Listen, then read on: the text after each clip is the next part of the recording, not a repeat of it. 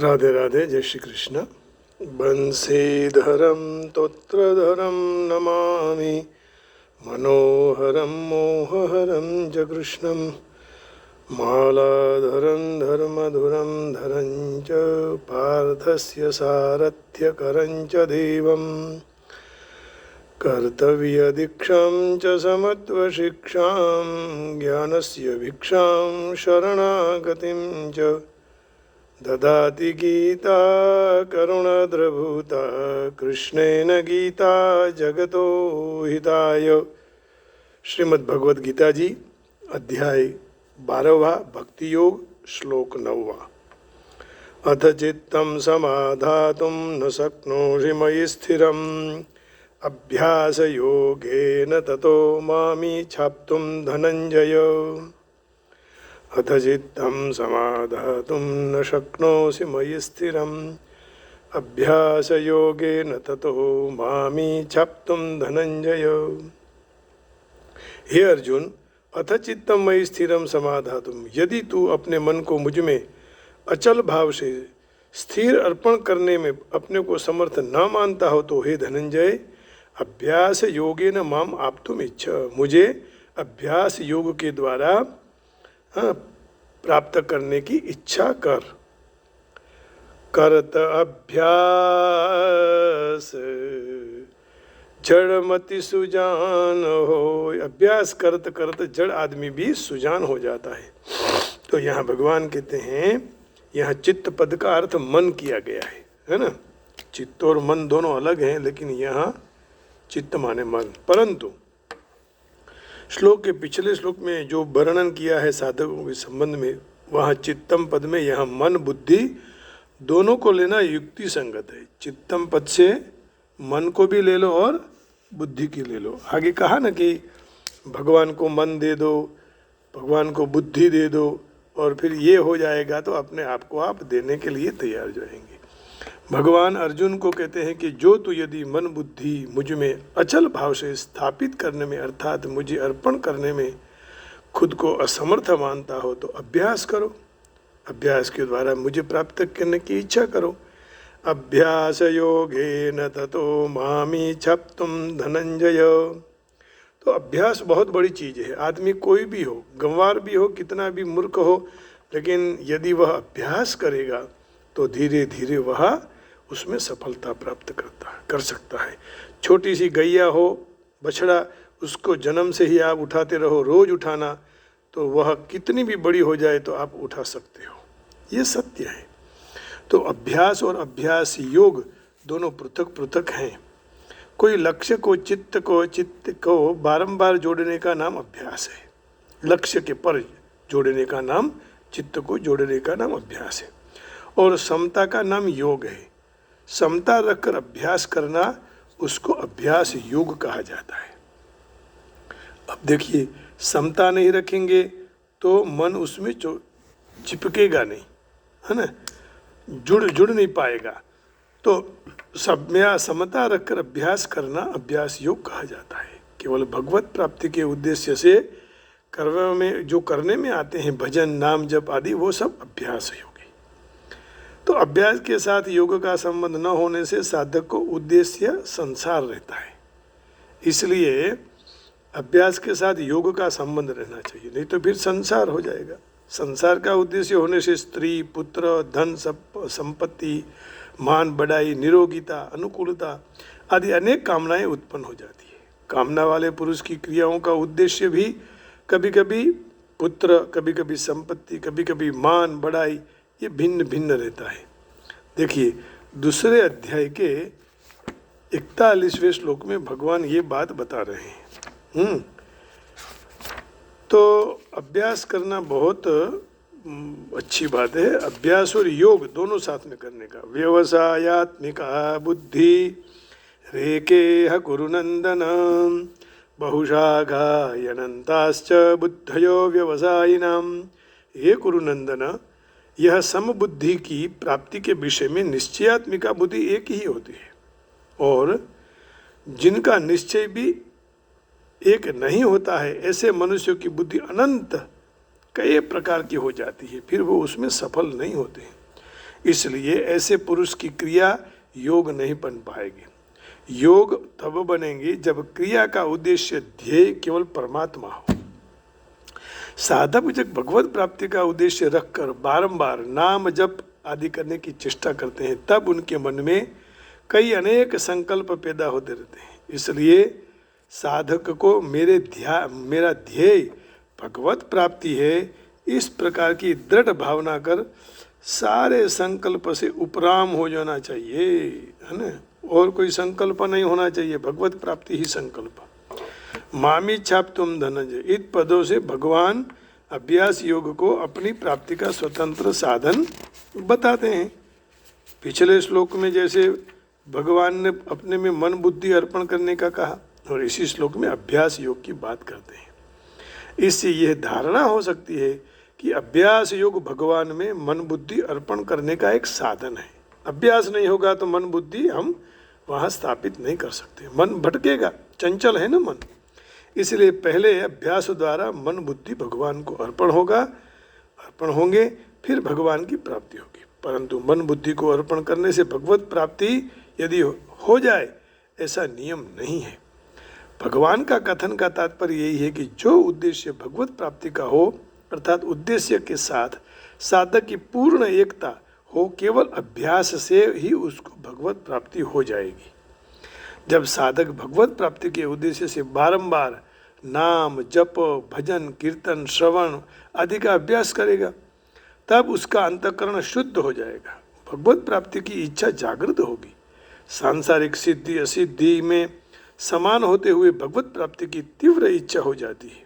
भगवत प्राप्ति की तीव्र इच्छा होते ही भगवान के दर्शन की व्याकुलता पैदा होती है, जैसे ध्रुव को हुई थी, प्रहलाद को हुई। तो इस व्याकुलता की शेष बची हुई सांसारिक आसक्ति और अनंत जन्मों के पापों को भस्म कर देते हैं। सांसारिक आसक्ति और पापों का नाश होते ही उसका एकमात्र भगवान में अनन्य प्रेम हो जाता है, और वह भगवान का वियोग सहन नहीं कर सकता। जब भक्त भगवान के बिना नहीं रह सकता, तब भगवान भी भक्त के बिना नहीं रह सकते हैं। अर्थात भगवान को भी उनका वियोग नहीं सह सकता है, और भक्त को वह प्राप्त हो जाते हैं। इसलिए एक ही काम हमारा होना चाहिए, गोविंद मेरो है गोपाल मेरो है, गोविंद मेरो है गोपाल मेरो है, श्री बांके बिहारी नंदलाल मेरो है, श्री बांके बिहारी नंदलाल मेरो है, गोविंद मेरो है गोपाल मेरो है, गोविंद मेरो है गोपाल मेरो है, श्री बांके बिहारी नंदलाल मेरो है, श्री बांके बिहारी नंदलाल मेरो है। तो साधक को भगवत प्राप्ति में विलंब का कारण यही है कि भगवान के वियोग को वह सहन कर नहीं सकता है, और उसको भगवान का वियोग असह्य हो जाए तो भगवान को मिलने में फिर विलंब नहीं होता। तो भगवान का स्थल काल वस्तु व्यक्ति आदि से अंतर है ही नहीं, जहाँ साधक है वहाँ भगवान है। तो સાધક ને ભગવત પ્રાપ્તિમાં વિલંબનું કારણ આ જ છે કે તે ભગવાનના વિયોગને સહન કરી રહ્યો છે। જો તને વિયોગનો ભગવાનનો વિયોગ અસહ્ય થઈ જાય તો પછી ભગવાન મળવામાં વિલંબ लागती नहीं। तो भक्त में उत्कंठा की कमी को के कारण भगवत प्राप्ति में विलंब हो रहा है। सांसारिक सुख भोग की इच्छा के कारण मन को मना लेते हैं। भगवत प्राप्ति में फिर भविष्य में होगी, फिर चलेगा, परंतु जब भगवत प्राप्ति के लिए व्याकुलता और तीव्र उत्कंठा होगी तब भगवान के लिए सुख भोग की इच्छा का भगवान की प्राप्ति होगी और सुख भोग के लिए इच्छा का स्वतः नष्ट हो जाएगा। तो फिर वर्तमान में भगवत प्राप्ति हो जाएगी। हम लोग क्या करते हैं कि सुख की इच्छा बहुत करते हैं, और सुख दुख द्वंद्व है। सुख दुखे समय कृत्वा लाभौ जया जयौ ततो युद्धाय युज्यस्व नैवं सुखमवाप्स्यसि। कहने का भाव यही है कि भगवान के लिए हमें व्याकुलता, उत्कंठा होनी चाहिए। तो भगवान भगवत प्राप्ति वर्तमान काल में हो सकती है, लेकिन चलेगा, भविष्य में करेंगे, आज माला नहीं करनी है, आज रविवार को मंदिर में सत्संग में नहीं जाना है, तो नहीं चलेगा। हर रविवार को मंदिर में आना चाहिए, जब जब सत्संग होता है तो आइए। ये तो मेरा निवेदन है। आप अपनी इच्छा के मुजब करना, आपकी इच्छा हो ऐसे करना। मेरा तो कर्तव्य है, मैंने कह दिया। आप आओ ना आओ मुझे कोई फर्क नहीं पड़ता। आप आते हैं तो आपके लिए आते हैं, आपका कल्याण होगा। नहीं आगे आएंगे तो फिर आप जानो, लेकिन मैं आपके लिए हित चाहता हूँ। इच्छा यही है मेरी कि आप सब भक्ति में लग जाओ। तो साधक जो आरंभ से ही दृढ़ निश्चय हो कि मुझे केवल भगवत प्राप्ति ही करनी है, चाहे लौकिक दृष्टि से मेरा बिगड़ जाए या अच्छा हो जाए, कर्मयोग, ज्ञान और भक्ति योग, कोई भी मार्ग से बहुत भगवान जल्दी मिल सकते हैं। कर्मयोग पकड़ लो, ज्ञान योग पकड़ लो, भक्ति योग, कोई रास्ता तो पकड़ लो। तो छठे अध्याय के 26वें श्लोक में अभ्यास की बात आ गई। देख लेते हैं छठे अध्याय का 26वां श्लोक। यतो यतो निश्चरति मनश्चंचलमस्थिरं ततस्ततो नियम्यैत दात्मन्येव वशं नयेत्। यतो यतो निश्चरति मनश्चंचलमस्थिरं ततस्ततो नियम्यैतद् आत्मन्येव वशं नयेत्। स्थिर न रहने वाला यह चंचल मन जहाँ जहाँ विचरता है, वहाँ वहाँ से उसको रोक कर एक परमात्मा में ठीक तरह से जोड़ दो।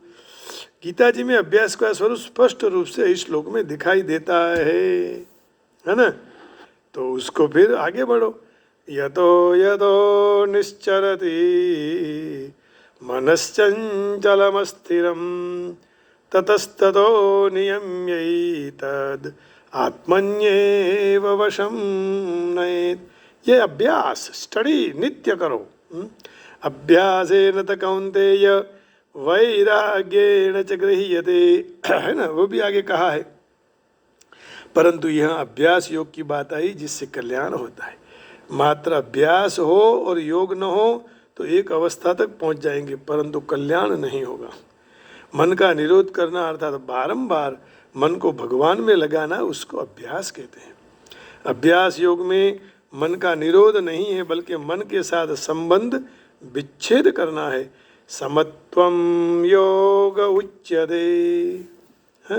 दूसरे अध्याय का 48वें श्लोक में ये कहा, समत्वम योग उच्यते। योग किसको कहा जाता है? तो को समत्व को कहते हैं। लेकिन समत्व क्या है? योगस्थः कुरु कर्माणि संगम त्यक्त्वा धनंजय सिद्ध सिद्ध्यो समो भूत्वा समत्वम योग उच्यते। हे धनंजय, तू आसक्ति को छोड़कर सिद्धि और असिद्धि में समबुद्धि रखकर योग में स्थित कर्तव्य कर्म को करो, क्योंकि समत्व उसी को, उस समत्व योग उसी को कहा जाता है। माने आसक्ति को छोड़कर सिद्धि असिद्धि में समबुद्धि रखने का, हाँ, और योग में स्थित हो जाने का, और कर्तव्य कर्म करते रहो। कभी सुख, कभी दुख, कभी लाभ, कभी हानि, कभी जन्म, कभी मृत्यु, ये तो चलता ही रहेगा। उसमें समत्व भाव, कभी हिलना नहीं। हाँ, जो करवा रहा है वही करवा रहा है, उसी से तो सब हमारा मंगल होता है।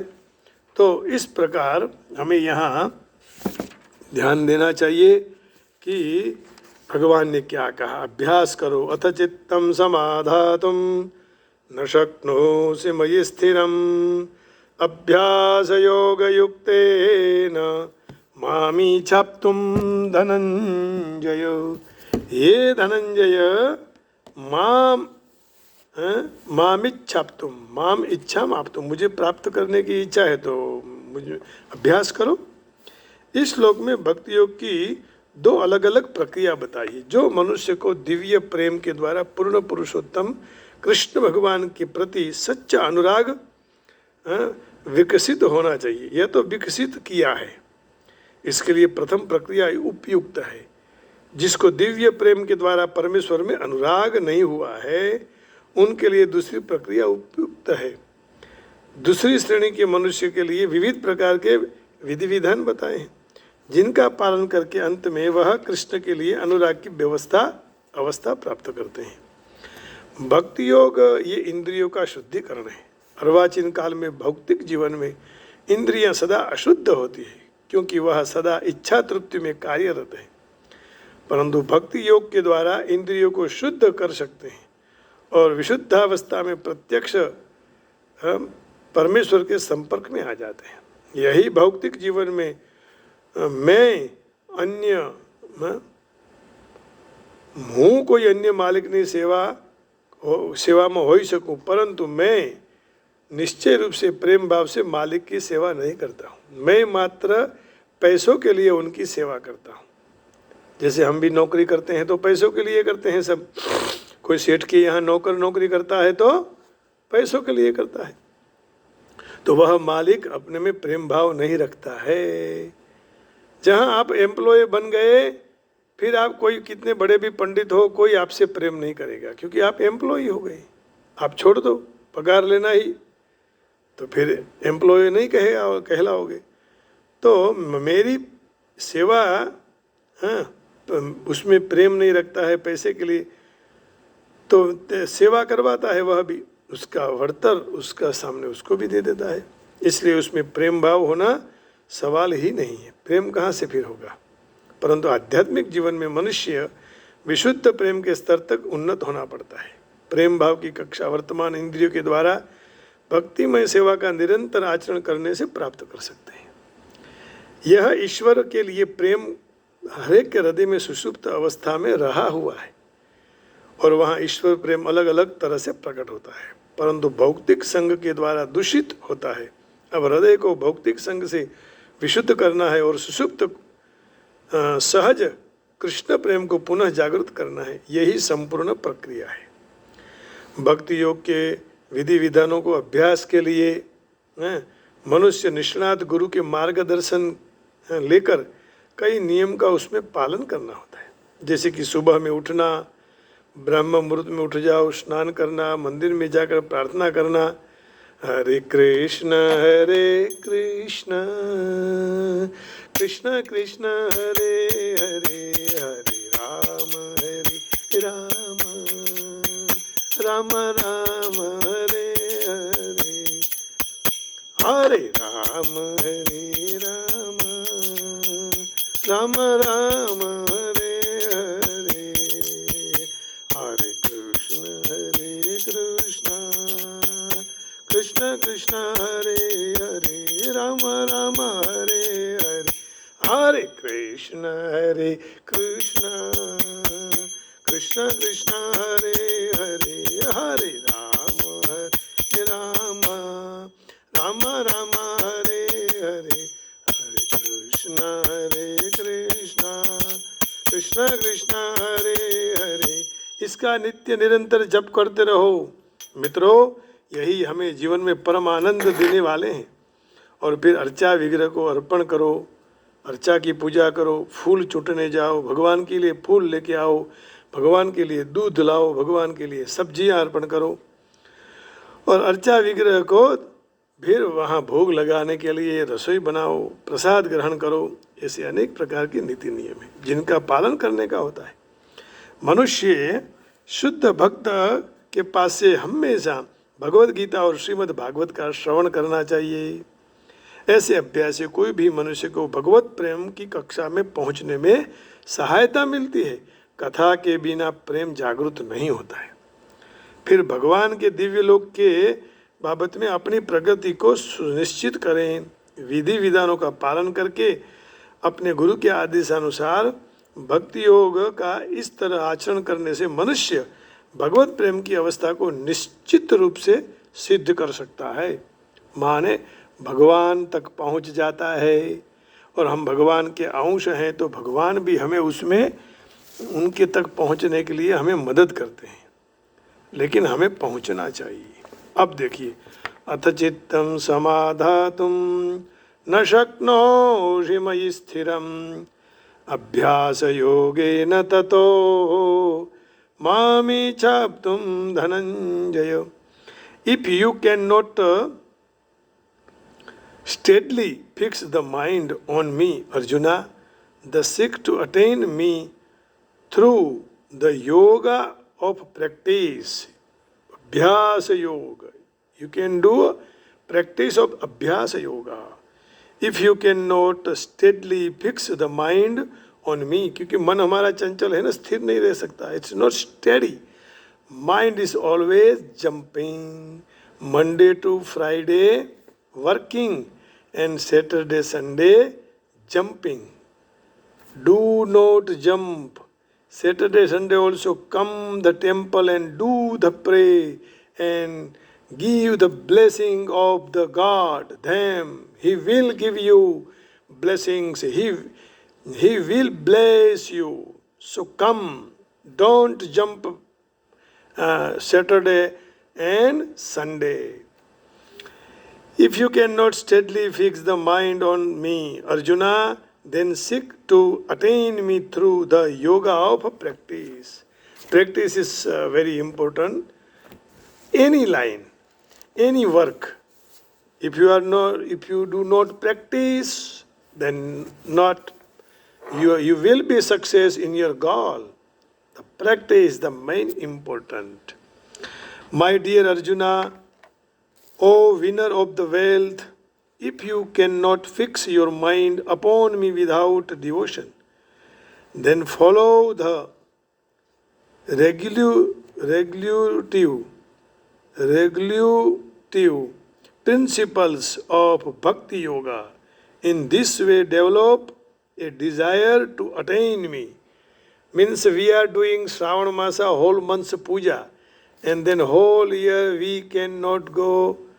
If we cannot go to Shiva's temple, how is good? How is possible to God meet us? This is the continuity need. Satatam कीर्तयन्तो माम। मेरा जो नित्य कीर्तन करते हैं और उसमें अभ्यास से करते हैं, नित्य होना चाहिए, नहीं तो फिर उसमें सफलता नहीं मिलती है। इसलिए नित्य करो और अभ्यास योग नित्य होना चाहिए, है ना। सततम कीर्तयन्तो हम ये जनः पर्युपासते, ऐसा भी कहीं है। मुझे पूरे श्लोक याद नहीं रहते हैं, लेकिन ये बहुत अच्छे अच्छे श्लोक हैं। यदि आप नित्य निरंतर भगवान का भजन करेंगे, हाँ, तभी ही काम होगा। मन संयम्य मच्चित्तम, ऐसा भी भगवान ने कहा है, मुझ में चित्त लगा दो, तब आपका मंगल होगा। तो सतत की बात बताई, ये निरंतर होना चाहिए। जब तक हम निरंतर कंटिन्यूट नहीं होगा अभ्यास, तो परमात्मा मिलना कठिन हो जाएगा। सततम कहा है ना, तेषां सतत युक्तानां भजतां प्रीतिपूर्वकं ददामि बुद्धियोगं तं येन माम उपयन्ति ते। वही मुझे प्राप्त कर सकते हैं जो निरंतर मुझ में बुद्धि लगाते हैं, मन मुझ में लगा देते हैं, तो उनको फिर वह प्राप्त हो जाता है। अब हम एक दिन करेंगे फिर दूसरे दिन छोड़ देंगे तो नहीं हो गया। मन मना भव मद्भक्तो मद्याजीमं नमस्कुरु मामे वैश्यसि युक्त्यैवं महात्मानं मत्परायणः।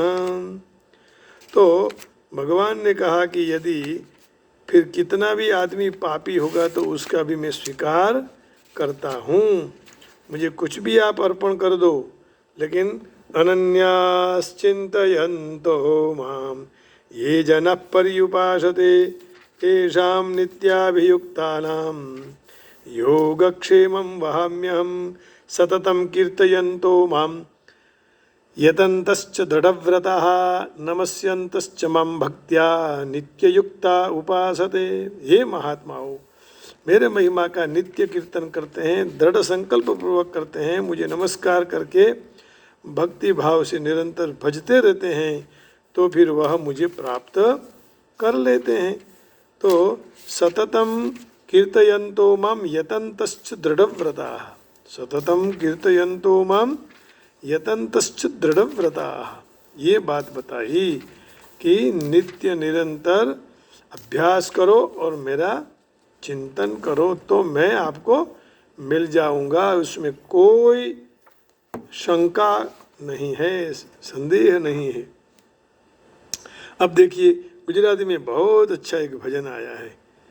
कांजी तरी माँ केश पण यमे कानूड़ो केशू, कांजी तारी माँ केश पण અમે કાનુડો કેશું, આટલું કેતા નહીં માને તો ગોકુળ છોડી દેશું, કાંજી તારી માँ કેશે પણ અમે कानूड़ो केशू। ये भगवान के साथ गोपियों का प्रेम था, और जहाँ प्रेम आता है वहाँ भाई नहीं काना, हम तो कानो भी कह सकते हैं, बड़वंत है तो बढ़िया, कनु है तो कन्हैया, ऐसे कहते हैं ना, प्रेम होता है वहाँ। कांजी तारी माँ केशे पण हमें कानूड़ो केशू, इतलों केता नहीं मानो तो गोकुड़ मेरी देशू, कांजी तारी माँ केशे पण हमें कानूड़ो केशू। किसी का बच्चा काला है तो बोले कालिया इधर आओ, है ना, ऐसा माँ ऐसे करके बुलाती है, कितना बड़ा प्रेम। माखण खाता न आवड़े कांजी मुख थयो तारू एठू, कांजी तारी माँ केशे पण અમે કાનુડો કેશું, ગોપીઓથી તારું ઘર ઘેરાણું જય ખૂણામાં બેઠો રે, ઝૂલણ પહેરતા ન આવડે કાંજી અમે તો પહેરાવતા રે, કાંજી તારી માँ કેશે પણ અમે કાનુડો કેશું, આટલો કેતા નહીં માને તો ગોકુળ મેલી દેશું, ભરવાડોની ગાયો ચારતા અમે તને છોડાવતા રે, કાલો ઘેલો તારા માત પિતાનો અમને શેના કોડ રે, કાંજી તારી માँ કેશે પણ અમે કાનુડો કહેશું, એટલો કેતા નહીં માનો તો ગોકુળ છોડી દેશું, કર્મ સંજોગે આવી ભરાણા આપણી જોડા જોડ રે, કર્મ સંજોગે આવી ભરાણા આપણી જોડા જોડ રે, ગોઠડિયા ભેર હાલતો ચાલતો બોલતો કાલું ગેલું રે, ગોઠડિયા ભેર હાલતો ચાલતો બોલતો કાલું ગેલું રે, કાંજી તારી માँ કેશે પાણી અમે કાનુડો કેશું, કાંજી તારી માँ કેશે પણ અમે કાનુડો કેશું, ભલે મળ્યા વલ્લભના સ્વામી પ્રેમ ભક્તિમાં રહેવું રે, ભલે મળ્યા વલ્લભના સ્વામી પ્રેમ ભક્તિમાં રહેવું રે, કાંજી તારી માँ કેશે પણ અમે કાનુડો કેશું, માખણ ખાતા ન આવડે કાંજી મુખ થયું તારું હેઠું રે, ગોપીઓથી તારું ઘર ઘેરાણ જય ખૂણામાં બેઠો રે, ઝૂલણ પહેરતા ન આવડે કાંજી અમે તો પહેરાવતા રે, ભરવાડોની ગાયો ચારતા અમે તને છોડાવતા રે, કાલો ઘેલો તારા માત પિતાનો અમને શેના કોડ રે, કર્મ સજોગે આવી ભરાણા આપણે જોડા જોડ રે, ગોઠણિયા ભેર હાલતો ચાલતો બોલતો કાલું ઘેલું રે, ભલે મળ્યા વલ્લભના સ્વામી પ્રેમ ભક્તિમાં રહેવું રે, કાંજી તારી માँ કેશે પણ અમે કાનુડો કેશું, गोविंद मेरो है गोपाल मेरो है, शिवा के बिहारी नंद लाल मेरो है, गोविंद मेरो है गोपाल मेरो है, शिवा के बिहारी लाल मेरो है। जय श्री कृष्ण, राधे राधे। सबके हृदय में बैठे हुए भगवान कृष्ण को प्रणाम करके वाणी को विराम देता हूँ। जय गिरनारी, जय योगेश्वर, ओम नमः शिवाय, जय वेंकट।